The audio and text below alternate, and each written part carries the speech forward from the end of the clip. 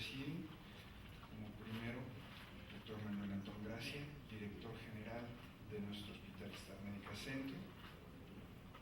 Doctor Urbina, por favor, Marco Antonio Urbina Ayala, director médico. Contador público, con José Escalera Gutiérrez, por favor. La licenciada María del Carmen Hernández, jefa de enfermería del Hospital Star Médica Centro. Y a nuestra presidenta, a Verónica Navarro Romero, presidenta de la Asociación Médica del Hospital Star Médica Centro.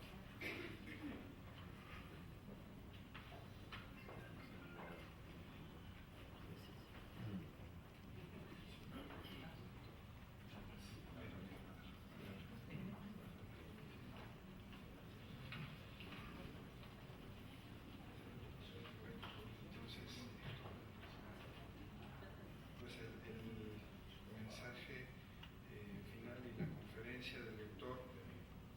Manuel Antón Gracia, nuestro director general. Muchas gracias. Muy buenas tardes a todos,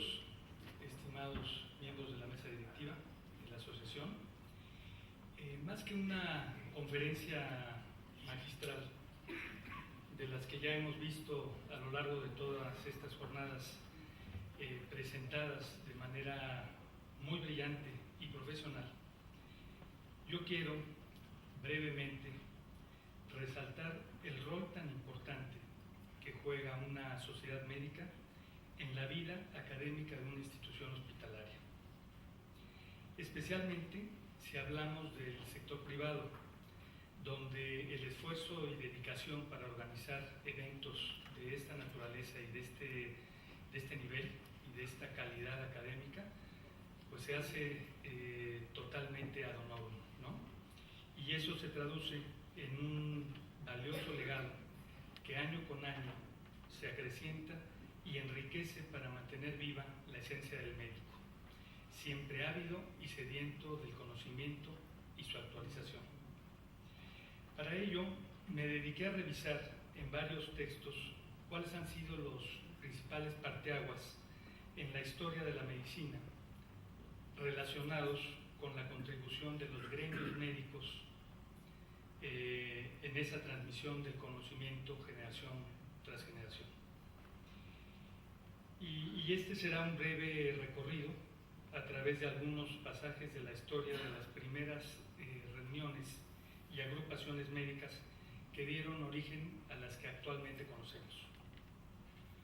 Si algo ha caracterizado y distinguido al médico a lo largo de la historia de nuestro país, ha sido la necesidad permanente de reunirse o congregarse o asociarse en el contexto de un gremio de profesionistas que pretende influir en el sistema de valores de una sociedad o en la organización estructurada de las prioridades de un país, especialmente cuando hablamos de salud pública. Así sucedió, por ejemplo, con aquella pléyade de ilustres médicos científicos y a la vez políticos, porque esa es una dualidad que se dio mucho en el siglo XIX y principios del siglo XX, esa dualidad entre el médico científico y a la vez también político. Y me refiero a ilustres médicos como Gamino Barreda, como Miguel Jiménez, como Eduardo Lisiaga y Rafael Lavista, entre otros muchos que es difícil de mencionar y no tiene sentido tener una lista larga, ¿no? Pero creo que son los más representativos de los que podemos hablar como médicos políticos, sin considerar al doctor Valentín Gómez Farías, que fue presidente de la República siendo médico.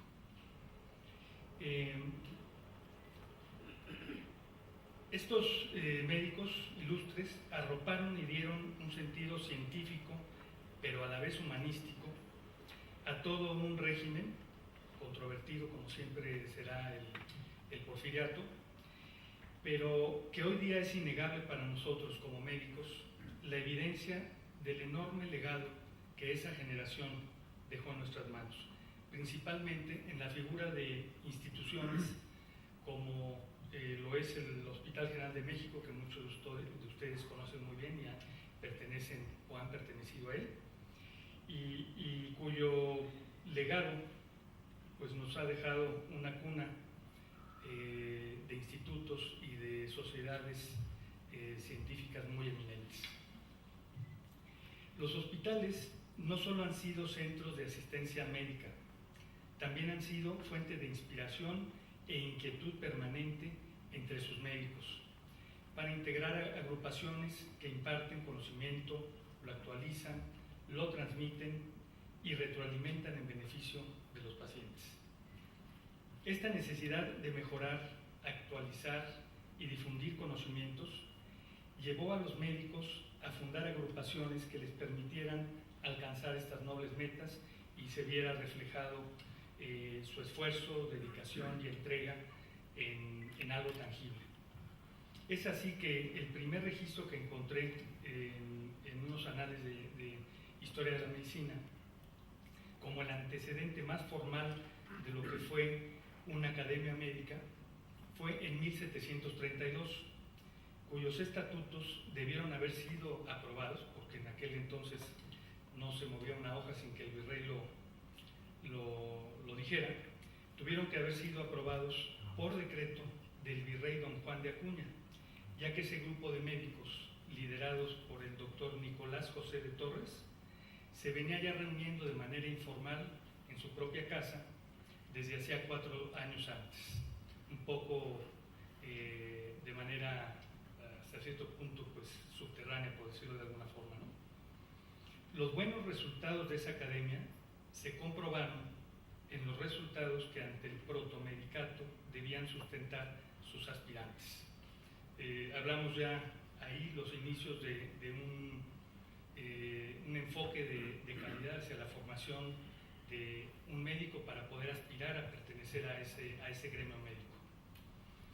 Otro antecedente importante en la creación formal de grupos médicos fue la construcción precisamente de un hospital, del Hospital General de San Andrés, importante institución del México virreinal, que fue fundado por el arzobispo de México, don Alonso Núñez de Haro, y hago la aclaración con sus expensas, porque así viene redactado en el texto, casi con negritas, y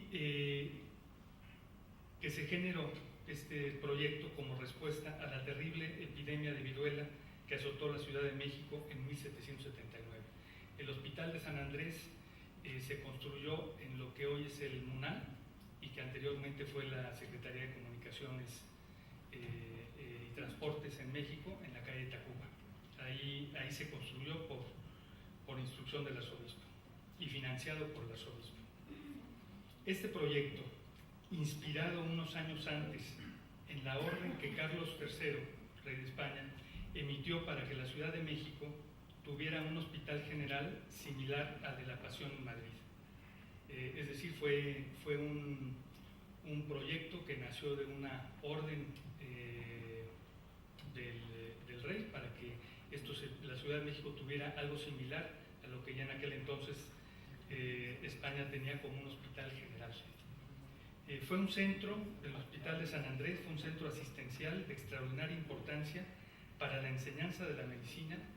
de la cirugía y de la farmacia. Congregó a eminentes médicos que le dieron prestigio con su ejemplo de honradez, sabiduría y abnegación en el ejercicio desinteresado de la noble profesión médica. Fue cuna de varios íconos de la medicina que brillaron precisamente en ese siglo XIX. Con la incorporación en 1800 de una sala de observación en el Hospital de San Andrés, donde se pretendía probar las propiedades medicinales de diferentes plantas, se inició una actividad de investigación y terapéutica que distinguió durante todo ese siglo al Hospital de San Andrés como un centro asistencial innovador para eliminar, entre otros propósitos, pero me llamó la atención ya el que se construyera esa visión, la polifarmacia. Esta actividad dio pie, esta actividad es la de la investigación de las plantas medicinales, dio pie a la fundación en 1824 de una academia de ciencias y prácticas médicas, integrada principalmente por los médicos del hospital,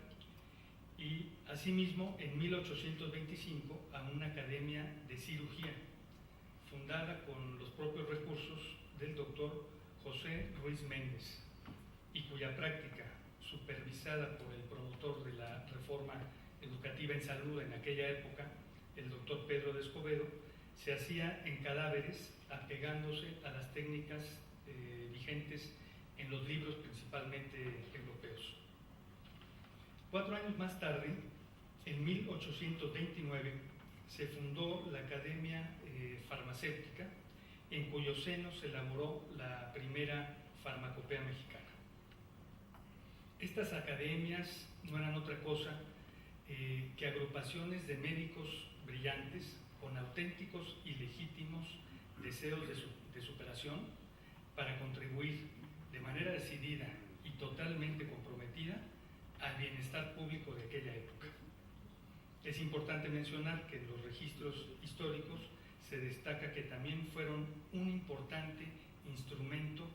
de fraternidad, cohesión y solidaridad entre los médicos. Para 1833 ya se había constituido la Sociedad Médica del Distrito Federal de los Estados Unidos Mexicanos, así está registrada, cuyo principal objetivo fue el de crear un prontuario sobre el modo y la forma en que los profesores médicos debían certificar los casos médicos legales que ya en aquella época pues, se vislumbraban como casos médicos legales. Ese mismo año, 1833, comenzó a funcionar lo que se llamó el Consejo Superior de Salubridad,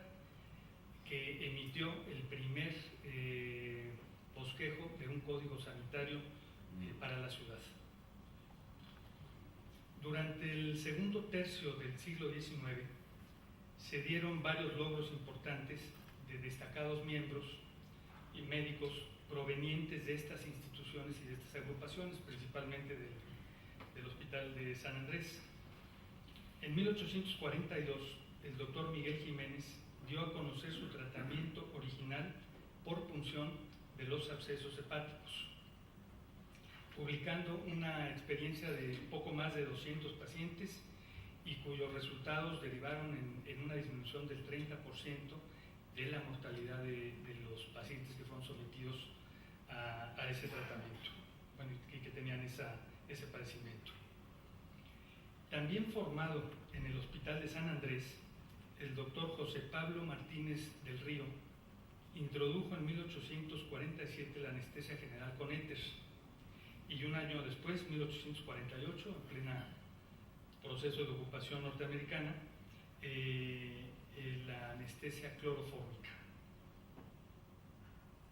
También en ese mismo año, el doctor Jiménez realizó la primer cesárea in vita a una paciente, mejor dicho, con una cornada de toro en el abdomen. Así está descrito en el registro como un hito dentro de la cirugía ginecostétrica. Así lo encontré en estos textos. Un ejemplo claro de cómo los médicos se organizaban y coordinaban de manera pues asombrosa para aquella época, tomando en cuenta los recursos que tenían disponibles en términos de movilidad, de difusión, de comunicación, etc. Un hito fue la realización del primer Congreso Médico Nacional, realizado en 1876, y cuyos temas principales respondían más a las inquietudes o a los retos de salud pública que se vivían en esos tiempos, derivado principalmente de la epidemia de tifo que aquejó a la ciudad 2 años antes, y a la creciente insalubridad en la que se vivía la población en la Ciudad de México, sin una dotación de agua potable y sin un sistema adecuado de drenaje. El presidente del Congreso fue el doctor Eduardo Lisiaga, médico prominente de nuestra historia, cuyo origen él fue huérfano y pues llegó a los más altos niveles de la medicina en su momento en México, sin recursos prácticamente y teniendo una trayectoria muy sencilla pero muy exitosa y muy contundente. Ese congreso se realizó, como dato curioso, en lo que hoy es la Casa de los Azulejos, en lo que fue la Casa de los Azulejos, hoy la tienda de Sanborns en la Ciudad de México. Ahí fue donde se realizó el primer congreso médico que se tiene registro como tal. Este espíritu gregario del médico mexicano traspasó fronteras y buscó no nada más un reconocimiento de los avances que ya tenía México en aquella época, sino también un posicionamiento y un liderazgo en la identidad panamericana. Estamos hablando ya de finales del siglo XIX.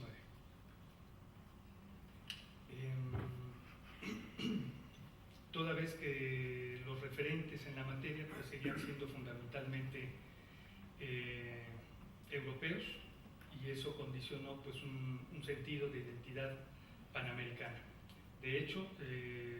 fue el inicio, estas actividades que ahorita les voy a mencionar, fueron el inicio de lo que hoy conocemos como la Organización Panamericana de la Salud, que fue la primera organización de titulares médicos o de titulares de los ministerios de salud en toda América, incluida Estados Unidos y Canadá, obviamente, y que cumplió 100 años en 2003. En ese evento, este espíritu indomable de los médicos mexicanos los llevó, como un preámbulo a lo que les comentaba de la Organización Panamericana de la Salud, a incorporarse a la Asociación Americana de Salubridad Pública, me refiero a la de Estados Unidos, institución estadounidense que concedió la anfitrionía de su reunión anual a México. En este evento se presentaron los grandes avances logrados en México, como la promulgación ya como código sanitario del país en 1891, en el que adquirieron legalidad los reglamentos del Consejo Superior de Salubridad, como la inspección sanitaria domiciliaria, las enfermedades de declaración obligatoria para los médicos y también para talleres o fábricas, así como el concepto de aislamiento de enfermos contagiosos y la desinfección de sus ropas y habitaciones. Ese mismo año, 1891, y por iniciativa del doctor Rafael Lavista, quien también fue un médico muy prominente y muy respetable dentro de la historia de la medicina en México, y que lamentablemente murió después de haber operado a un paciente, murió de septicemia después de haber operado a un paciente infectado. Se fundó la Asociación Médico-Quirúrgica del Hospital de San Andrés, como tal así está registrada, la cual sesionaba 2 veces por mes con personal del Hospital de San Andrés y del Museo de Anatomía Patológica, para la presentación de trabajos científicos e informes de autopsias.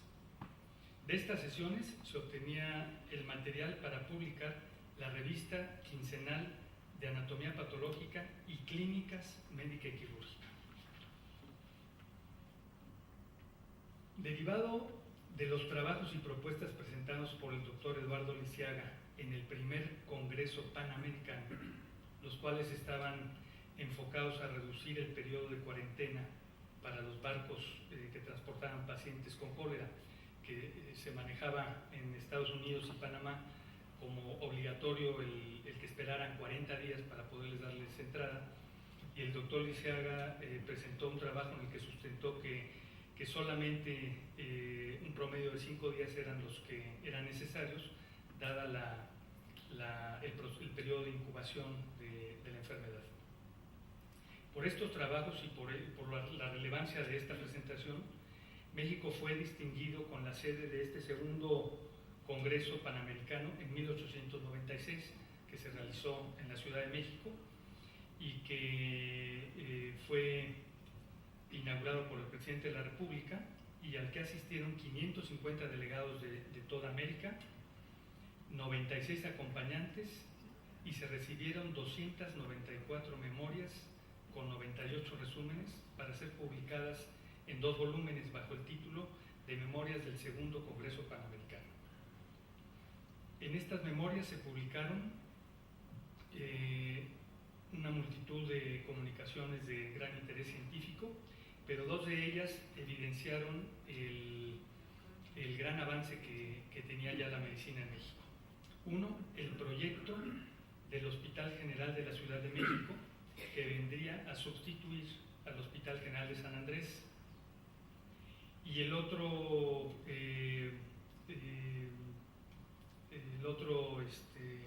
la otra publicación que tuvo mucha relevancia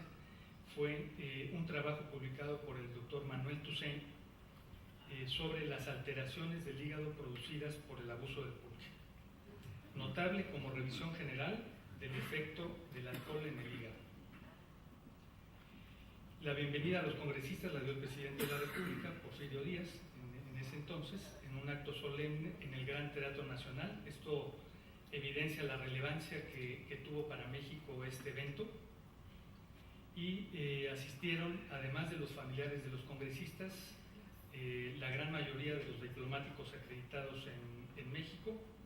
y las familias en aquel entonces más prominentes del país. El inicio del siglo XX vio cristalizado el otrora proyecto del Hospital General de México, que ya traía, ya estaba en la visión de muchos su construcción, y que se cristalizó con la inauguración en febrero de 1905 por el entonces presidente Porfirio Díaz. Su primera versión de la sociedad médica se fundó en 1908 con el nombre de Sociedad Médica del Hospital General, constituyéndose como una sociedad científica formada por médicos, farmacéuticos, dentistas y empleados técnicos que prestaban en aquel entonces sus servicios en el hospital. Sabido por muchos de ustedes, este gran hospital y su sociedad médica fue cuna de otra generación muy brillante de médicos mexicanos como Aquilino Villanueva, Abraham Ayala González, Ignacio Chávez, Salvador Subirán, entre otros muchos, para no hacer muy larga la lista, ¿no? Ustedes los conocen mucho mejor. Finalmente, con este breve recorrido por los orígenes históricos de cómo se fueron agrupando y congregando los médicos y con qué objetivos y elementos inspiradores y motivadores constituyeron academias, sociedades y congresos, he querido resaltar la importancia de preservar ese enfoque de academia y enseñanza continua que las sociedades médicas de las instituciones hospitalarias llevan a cabo. Su compromiso histórico con la transmisión y actualización de los conocimientos médicos a las nuevas generaciones de profesionales de la salud, médicos, desde mi punto de vista es irrenunciable. Y es por eso que aprovecho este espacio y este foro para hacerles patente que las actividades académicas que la Asociación Médica realiza y realice en lo futuro contarán con mi respaldo y participación. Finalmente, y dentro de todo este contexto histórico, no puedo dejar la cita que la historia le merece al doctor Fernando Tulain Maldonado, fundador de la Asociación Médica del Hospital Star Médica Centro, ahora, y quien a la par de estos grandes personajes de nuestra historia médica tuvo la visión de congregar, estoy seguro, con esos mismos objetivos de hace 100 años, con ese espíritu, a un grupo de médicos. Estas 21 jornadas, para mí, evidencian claramente que esa visión está vigente y la percibo muy vigorosa. Y creo que, en recuerdo también de él, entender que un grupo médico no nada más puede congregarse para el desarrollo del aspecto académico y del aspecto médico, sino también en detonar otros ámbitos de las virtudes humanas, y que la sensibilidad como médicos seguramente la traemos ya implícita, las traemos congénitas, como lo fue su gran capacidad y sensibilidad para expresar con los conmovedores poemas que escuchamos el día de ayer la más profunda manifestación de su alma. Con esto termino. Muchas gracias.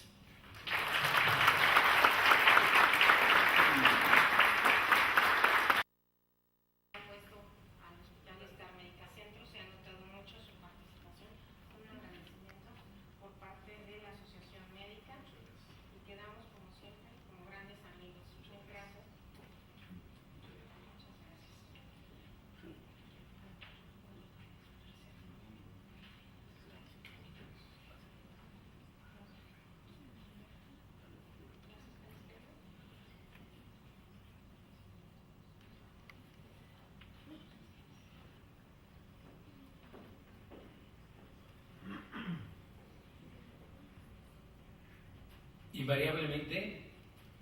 todo lo que empieza termina. Estamos muy agradecidos con su presencia, estamos muy agradecidos porque son ustedes y nosotros, por supuesto, los que le damos fortaleza a nuestra asociación médica. Creo que lo dijo con mucha verdad el doctor Antón al decir que nos consolidamos como una asociación médica con un fundamento académico. Si no tuviéramos esto, seguramente no habríamos llegado a los 21 años que tiene ya nuestra asociación. Estoy seguro que esto le da la fortaleza que hemos querido mostrar, manifestar, exteriorizar y hacerle ver a nuestras autoridades médicas del hospital, a las instituciones que están todavía más arriba, que no están cerca de nosotros o que no ven lo que hacemos, que queremos que ellos sepan que lo seguimos haciendo, que estamos con la entereza firme de seguir en nuestra academia, de seguir asociados, de seguir siendo la asociación médica que representamos. Estoy seguro también, como lo dijo el doctor Antón, muy verazmente también, que el doctor Etulain estaría muy cierto y muy agradecido por el festejo que le estamos dando, porque se lo mereció, se lo merece, y porque él fue el fundador de lo que ahora somos, una asociación médica. No me toca a mí decir tanto. Queremos agradecer a la mesa, a nuestras autoridades, y le damos la palabra a la doctora Verónica Navarro, que es nuestra presidenta y que va a seguir siendo por un año más. Sus palabras, doctora. Bueno, les quiero agradecer a todos por su amable participación como ponentes, como asistentes, y que se notó una gran unión después de haber pasado por un trauma severo en los meses anteriores esta asociación médica. Sin embargo, la unión hace la fuerza. Aquí estamos, ya lo dijo el doctor Antón, desde hace muchos años, y esperamos seguir contando con su ayuda. Le voy a agradecer a la licenciada María del Carmen Hernández por su participación con nosotros, al licenciado Escalera también por estar siempre al pendiente de todo eso que atañe a nuestros pacientes, al doctor Marco Antonio Urbina como director, que siempre está ahí para apoyarnos, al doctor Manuel Antón por su participación, y muy especial voy a dar un agradecimiento muy particular para nuestro comité científico, que nos hizo favor de avalar todos los trabajos libres, que está formado por el doctor Juan Manuel Aceves Navarrete, que está aquí presente, por el doctor Manuel Lauro Manuel Loría Casanova, que está aquí presente, el doctor Eduardo Ferán Osorio, que es el presidente de este comité y es al que le debemos las calificaciones, así que ya saben a quién sonreírle toda la tarde. Y muy de corazón agradecer a nuestra mesa directiva que participaron y colaboraron conmigo para hacer que esto se hiciera realidad. Después de tener un Titanic que ya iba partido a la mitad, pues se logró recuperar con muchos parches, pero aquí estamos. Doctor Ernesto Manuel Góngora, como vicepresidente, muchísimas gracias por su apoyo. Doctora Marta Isabel Granados, muchas gracias por su apoyo como secretaria. Doctor Abel Jalife Montaño, gracias por su participación. Doctora María del Carmen